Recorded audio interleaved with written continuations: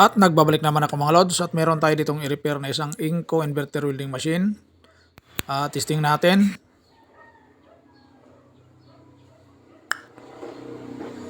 So umilaw ang switch pero dito wala.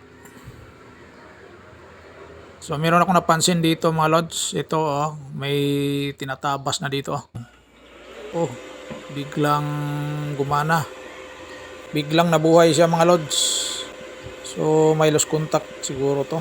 Napansin ko may nabago dito sa harap dito Hindi na naman gumana siya. So sampalin natin. Nabuhay. So parang may lost contact talaga to mga lods. Turn off natin. Tapos ay on. Wala na naman. Patay na naman. So, ayaw na. So buksan natin. Turn on. Wala. Tingnan nyo dyan sa center pin ng diode.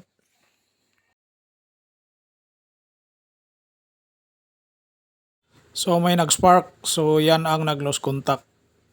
Ngayon ay i-twist natin ang board or i-bin natin.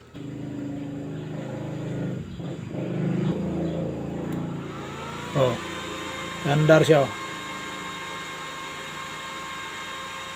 Lubagon.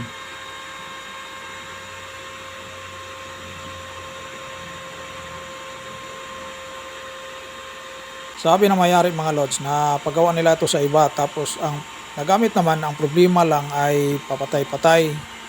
So napansin ko dito ay pinalitan ng board. In fairness, nang gumawa nito, bago naman ang board. Ang problema lang ang pagkabit ay nakabend ang board. So ito pa ang isang proof na pinalitan ng board. So ayan, balubaluktot ng aluminum papunta sa positive terminal. Tapos may mga dugtungan. Kapag ganito ang klase ng problema mga lods ay kailangan natin ng claw. Kung susundan natin dito galing sa center pin ng rectifier, pumasok siya ng isang SMD na diode. Then pumupunta yan sa positive pole. Dito dalawa na terminal. Ito ay negative ito. Ito positive. So ito ay positive, dalawang terminal yan na pinagdugtong. Ito. Pinagdugtong sila para kung may problema, pwede mo i-isolate sila, i-disconnect.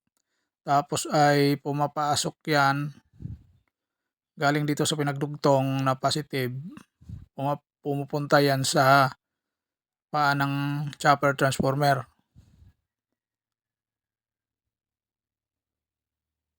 Galing dito, ayan So kung may lost contact doon sa rectifier, mapasok dito sa chopper, mamamatay ang primary ng chopper transformer.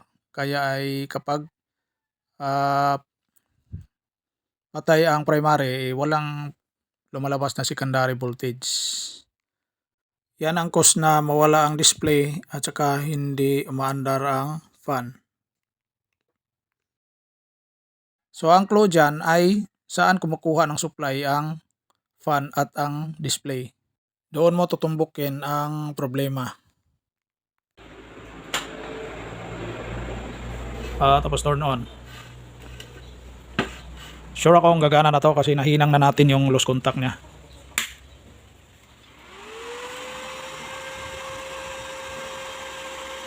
Okay.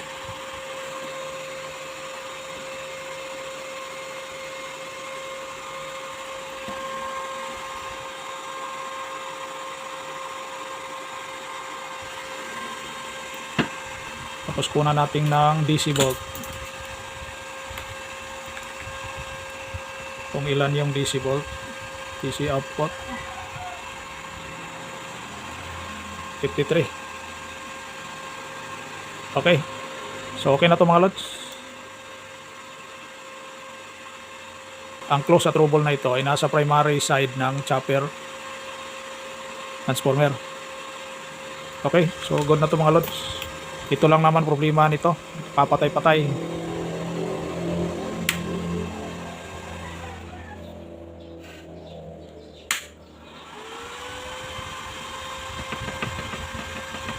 Hindi na mamatay. Okay na.